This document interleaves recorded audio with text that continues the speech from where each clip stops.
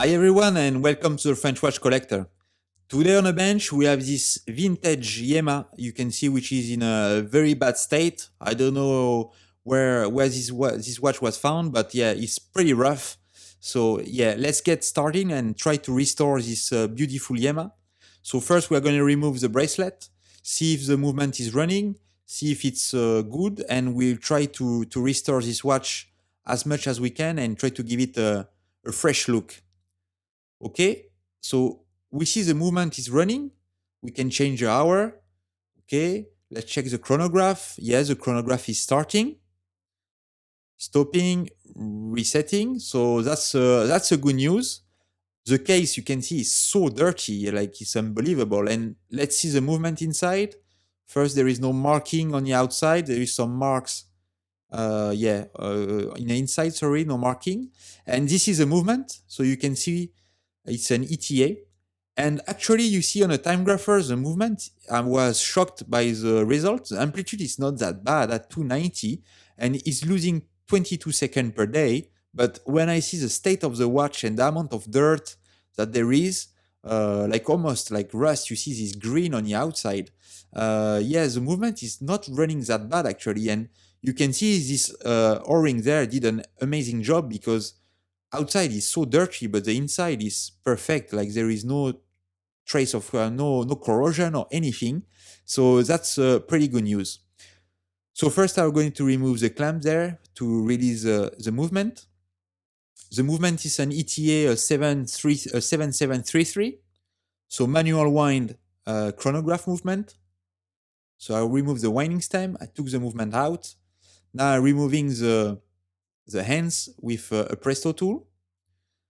Removing the sub-dial hand like you see. So this is a minute from the chronograph with a pair of lever because I could not remove the Presto tool. And this is a second, which is a running second of the watch, which is always running. It's not a chronograph second. I will release the dial feed screws to release the dial. You see the dial is quite in good condition, even if the white, you see it's a bit brown, but actually I quite like it like that. I think I will leave it. I will leave it like this. It looks like a bit vintage. I don't want to have it too much white. Okay, so I remove the hour wheel. Now I remove the cannon pinion. I just like to do it at the beginning, so like that when we disassemble the train of wheel, the center wheel will not be will be free. Okay, stopping the chronograph, working. Now I'm gonna press the button to reset, and we see the hammer will hit the center wheel of the chronograph in a minute. Back. So that reset the chronograph. So it looks like the chronograph is working perfectly. So first I will remove the balance wheel just to make sure it's out of the way and there is no risk of damaging it during the disassembly. We go, just gently taking it with my tweezers. Perfect, I remove it from the pivots. Okay, and now we can start disassemble the chronograph movement. So first, what I like to do is I like to remove all the springs that keep the tension in the chronograph movement. And after I will remove the parts. Okay, and as always on a chronograph, what I like to do is I like to put back the screws in place just to make sure I don't mix them. Okay, you see I just remove like one spring which is on the side, another spring there. Oh, just fell. Perfect. Here you have the cam spring. There we go. Now that I remove most of the spring, I can remove, so that's a bridge, the chronograph bridge. You can see, which is underneath you have two wheels. The chronograph center wheel, which is for the second, and the minute wheel. So this big part actually is it's a cam and the hammer, which are in one part. So that's quite a clever design. So now I can remove the chronograph wheel. Oh, you see just the small spring that one does the screw that just jump. Perfect. It didn't go that far. Oop, that just went a bit. Okay, that didn't go that far. Perfect. And here can carry on removing the parts. That's a minute wheel from the chronograph. Here we go. And we have this wheel that do the link with the minute wheel. at the spring under the chronograph wheel. Now we are going to remove the clutch. Here we go, that's a clutch, perfect. And now I use another presso tool to remove this wheel, which is friction mounted. Perfect. So you have different presso tool. You have presso tool with for even and uneven spokes on the wheel. So obviously there you see there is 3 spokes. So I use the tool for the uneven. Now I'm just going to release the tension in the mainspring. So I found a click underneath. And you see by holding the crown in my finger, I just gently release the power, which is still stored in a mainspring. Perfect. So now there is no power. I can remove the pallet fork. Because if you remove the pallet fork and you have still some power, the watch will fully unwind and you risk some damaging some parts in the process. So you want to make sure that the power is fully removed before removing the pallet fork. Okay, just checking if the pallet is okay. Removing there this bridge, which only have 2 wheels underneath. So you see, you have the escape and the fourth wheel. And now we have this big bridge where obviously you will have the other wheels. So first there is this bridge which is on the top, where you will have some parts from the chronograph, but underneath there is nothing. So that exposed the rest of the wheel. So you have the ratchet wheel and the crown wheel, which is pretty normal, pretty standard for a watch. Sometime on a chronograph, you will have these parts under the bridge and not on top of the bridge like what you have on this one. Actually, I quite like this movement. I found it for a chronograph. You see there is no plate there on the mainspring. That's a quick check. For a chronograph, I found this movement pretty simple, very easy to work on. Obviously, there is it's not a complicated movement for a chronograph because you only have second and minute. You don't have the hours, so that's easier. It's not automatic. It's a manual, so that remove as well some parts. There is no date. There is no other extra function. So basically, it's pretty straightforward for a chronograph, and I found that's a pretty good mechanism, like the 733, yes. It's a pretty good mechanism if you want to start to work on your first chronograph. It's pretty simple. I think as it is an ATA movement, you will find a lot of parts available to work on. So like me, if you do this as an hobby, and if you are scared to damage parts, or even if you buy a watch where you are not sure if something is broken inside, and you need to find parts for not too much money, I think like an ETA movement like this 7733 is a pretty good way to start, because yeah, they are not too difficult, and I think it's very easy to find some replacement parts, and they are not that expensive compared to other chronograph. Like for example, if you take an Omega, or obviously a Zenith, for example, El Primero, or other chronograph movements, which are much more expensive, and the parts are more difficult to find and as well very expensive. Okay, so you saw there I disassembled the keyless work, and that was pretty standard for keyless work, nothing very fancy. It's like almost on any standard watches. Okay, so I just put back the balance assembly on the main plate, just a safe place to keep it during cleaning.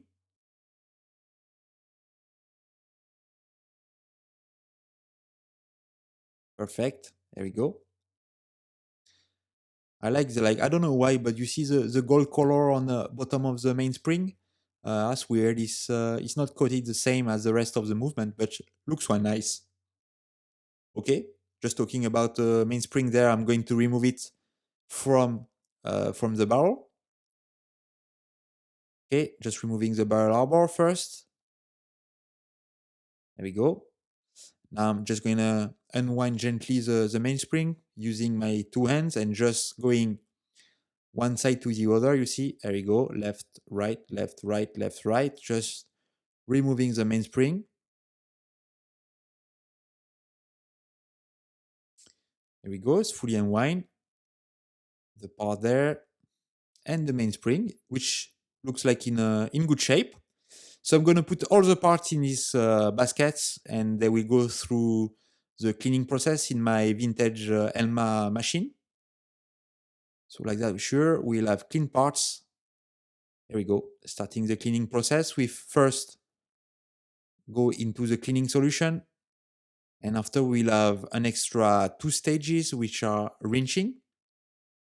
So we do two rinse. That's the last one. We did one before. So always rinse. I will leave it for 3-4 minutes in a rinsing solution. Remove the excess by just spinning out of the water. And the last step will be to dry the parts.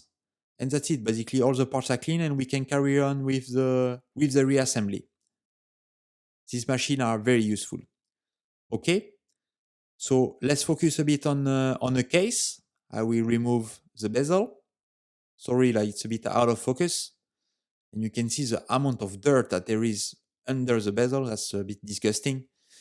I will remove this spring there. Yeah, this is so dirty. So basically, I will try to remove as much dirt as I can by hand. And we put all the parts in an ultrasonic machine that will remove the last dirt. Okay, so first I need to remove the glass, the crystal. There we go. I just use my press because it was quite tight. Just I'm going to remove the pushers. We remove the pushers from the case so that we can clean everything inside the pushers. You see the pushers on the side as well are very dirty. So you see you have a screw there holding the pusher, and inside you have the spring. Perfect. It will be the same on the other pusher. Okay, just putting everything in an ultrasonic machine. You see when it's starting, you see the dirt going away, so dirty. So I will leave it like for 20-25 minutes in my ultrasonic machine just to make sure we remove the dirt and we get the part as clean as we can. Okay, in the meantime, this crystal is pretty special, so I will polish it. For that, I use my polishing machine with a special compound for crystal. So here we go, just turning the crystal step by step and make sure I go a couple of times over the crystal until I get a result which I'm satisfied with. Okay, we see the end result on a crystal, what we are getting at the end on the crystal and the case. But first, after getting the parts out of the cleaning machine, we are going to oil the shock setting. So first, I will do a treatment in Epilam. So this is a treatment that will keep some retention, some oil retention on the inner shock setting. So basically, we'll keep the oil at the right spot. I leave it like maybe 10-15 seconds in Epilam. Just put it on a piece of paper. We will dry the parts. Here we go. I dry the part with my little blower. And the next step will be to put a drop of oil right in the center there. Perfect. Put some 90-10. So that's oil with a low viscosity. There we go. And now I'm just closing. And this assembly can go back in the mainspring, in the balance assembly. And just closing the spring on the top with my tweezers. Perfect. One side is done. Just closing the other side. And we will have to do the same operation on the other side of the balance assembly. So I did the same. Just treat it in Epilam, putting a drop of oil, drying it, putting a drop of oil in the middle. And we are just going to put it back in place. And basically like that, the jewels for my balance assembly are ready. And when I will put the balance at the end of the assembly, it will be already oiled properly. Perfect. Just closing the spring like we did on the other side. And we are done. This is oiled. Okay, we are moving to the mainspring barrel. So first putting a bit of grease. I just ordered a new mainspring. Actually, the old mainspring was good. But I did not have the proper winder for this type of mainspring. I ordered one since, but I did not have the correct size for the winder. And I had a mainspring in stock for I had one for another project that I did not do. So I just decided, okay, I will put a new one because I didn't want to wait to order the mainspring wider. So here we go. I just put a new one in place, putting back the barrel arbor, obviously oiling all the points which are in contact metal to metal, oiling the top there, and I can close the barrel. For this, I put it in my little tool, just a gentle press on top of it. There we go. Just putting a gentle press, and it is closed. Just checking there, you see it move when I hold it. So basically, that's what we call the handshake on a barrel. That's not good actually, because it means the barrel will be kept in place between the two pivot points, but the entire assembly will rock left and right, and this can cause some friction between parts. So it will, I will lose amplitude on the watch, which is really not good. So basically, I press it, you see, with a puncher. I just press it and to reduce this handshake. So basically now there is very small play between the barrel arbor and the mainspring. So this will not have any play. So like that, we sure will not have any friction, extra friction between the parts, because the mainspring assembly will not be able to move like it was moving before. Okay, so I'm assembling right now the train of wheel. Just putting all the wheel, putting them at the right spot in the jewels. Putting there, you see this small bridge here, which is just putting two wheels. So you see there is one wheel where you have a pivot which is very long coming out on the other side. We see that a bit later why. Obviously, everything has a function on a mechanical watch. And now I'm putting the mainspring, like the barrel, sorry, the main plate, sorry, the main plate on top of the barrel assembly and the rest of the wheel. And there we go. You see when it's in place and everything is aligned, I'm turning the wheels and they are all turning together. So that's perfect. There you go. You see turning perfect. So when it is, I'm securing that with the screws. Okay. Putting the screws in place. Nice. Just oiling there at this point because we'll have the barrel arbor, which is coming in contact with the plate, with the bridge. Oiling the crown wheel. So you see there, I'm aligning because there is a hole. We see why there is a hole there, but there is a hole and two holes, obviously, where we're going to put this very small screw there. It's a bit annoying to align. There we go. Now it just fell in place. Just screw it. Put the second one. Perfect. Putting the click spring. So first the spring, put it in place, holding it in place always because they can fly far away and you can spend part of your day on your knee just looking for them. So yeah, that's very important that when you assemble them or disassemble them, just try to secure them with pegwood or a tool with a plastic hand just to make sure they don't fly. Okay, just putting the click now with this little screw there. Perfect. In position. Okay, just checking. Yeah, the spring is doing its job. So now I can put the ratchet wheel, secure it with the big screw in the middle. Perfect. Okay, so now let's move to the dial side on keyless work.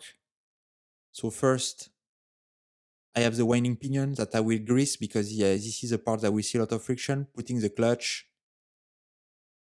You see, I need to put it the other way around. There we go there.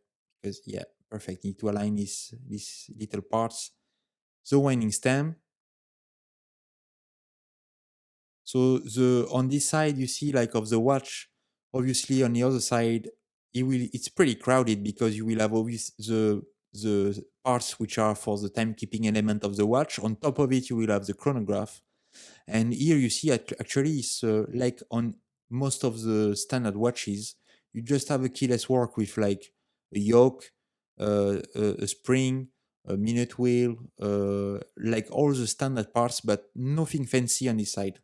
That on other chronograph, obviously a bit more complicated, you will have as well some more parts on this side.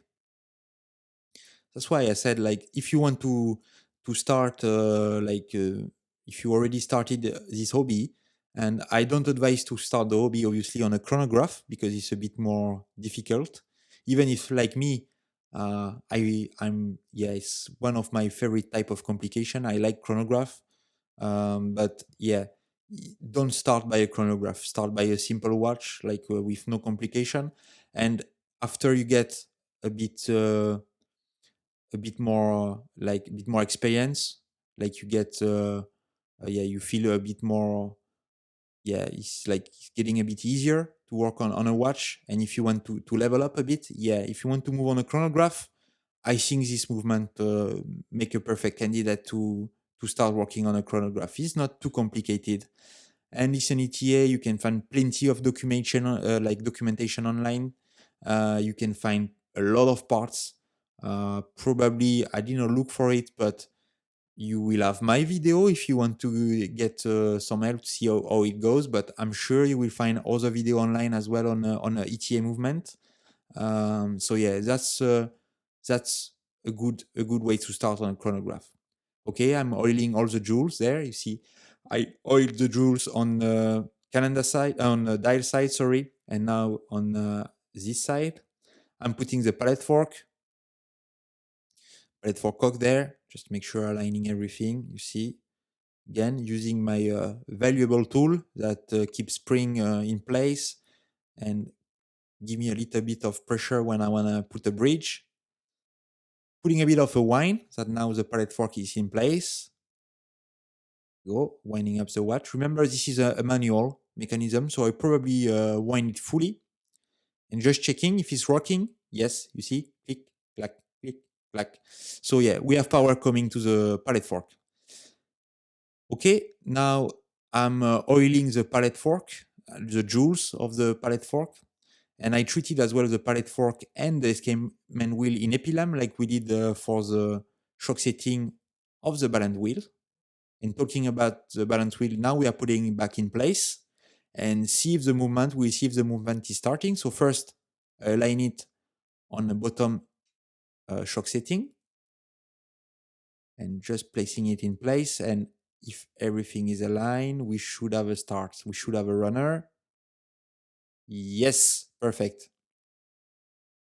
Okay, the movement is going. Just make sure, there we go. Like looks like it fell in place. I can secure it with a screw. We have a runner, so the movement is running.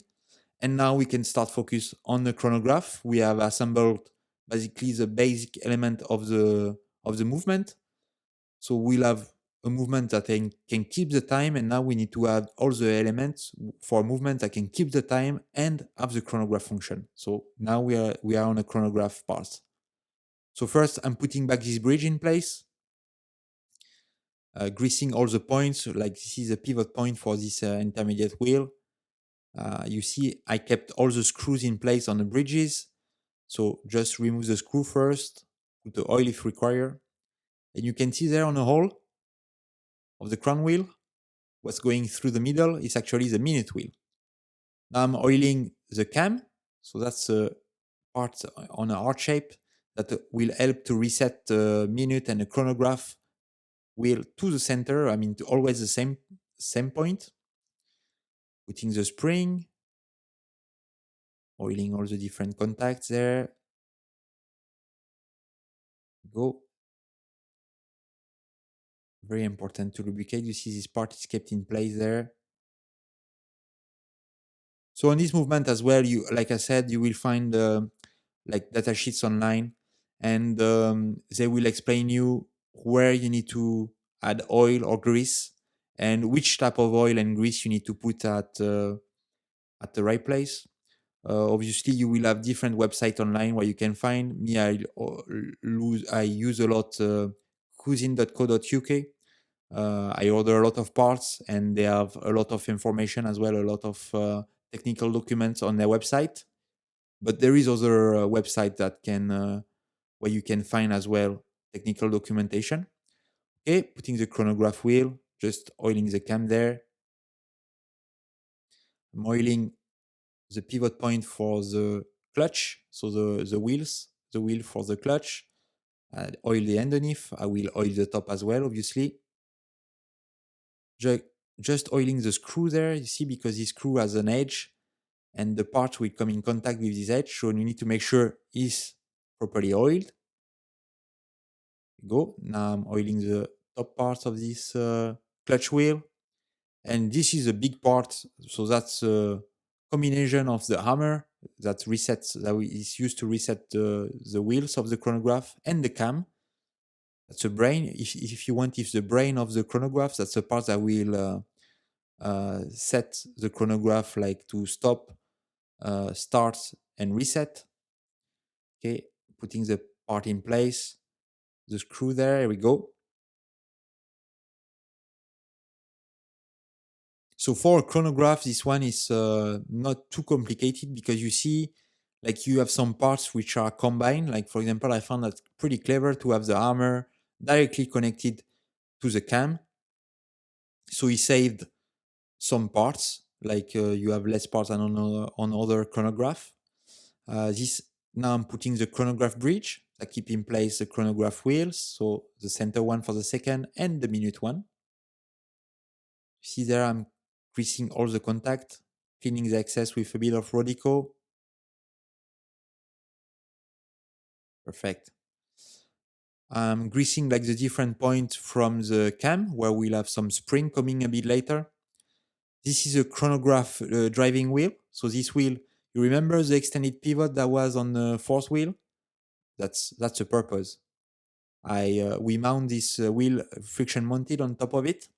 And this wheel will always run because obviously it's connected directly to the train of wheel, which never stops the train of wheel, except if you have a hacking function on the watch. But when the watch is running, it's always working. So this wheel is always turning. Go. Now we have a spring for the clutch. We have this weird spring there that I need to insert on one side. Just bend it over. There you go. Just bend it over to make sure it fell into the other side. And there we go. Perfect. It's under tension there. Now I'm assembling like the different connecting rods, so directly linked to the pushers. So this is one that will be the pusher to reset the chronograph.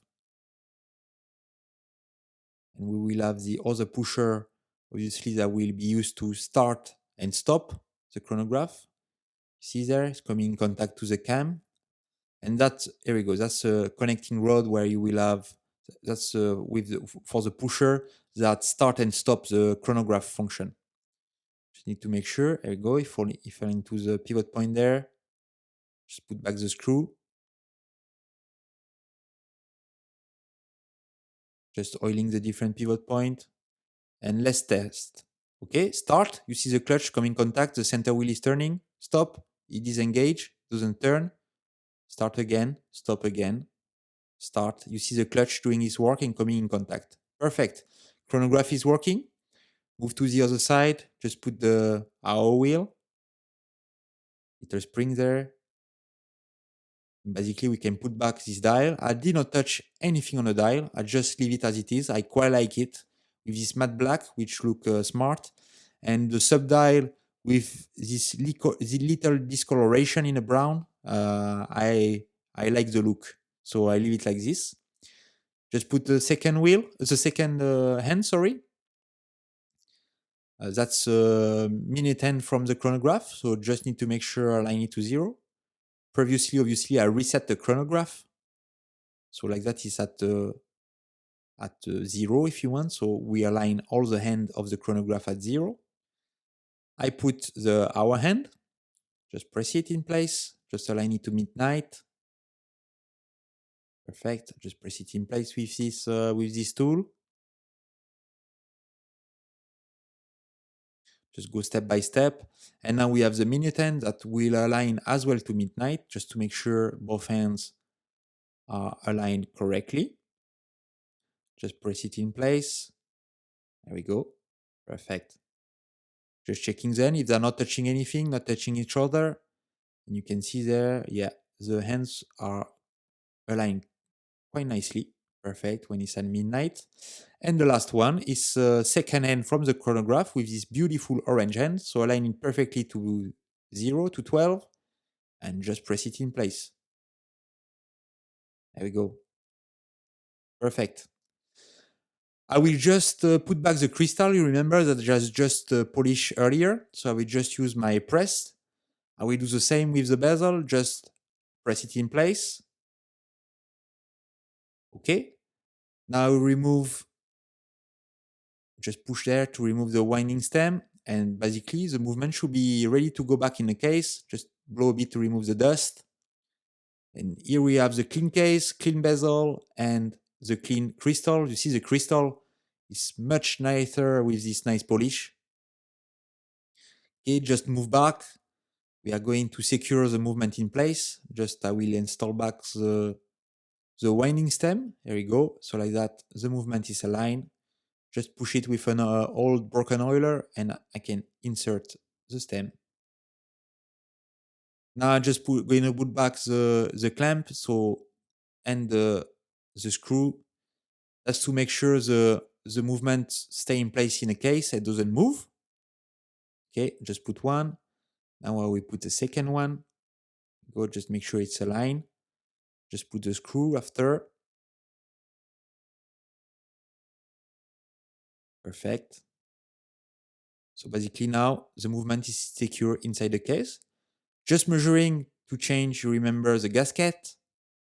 Just find a new gasket. Just I'm doing a bit of lubrication in moly coat just to make sure it seals the watch properly. Just installing the new gasket there.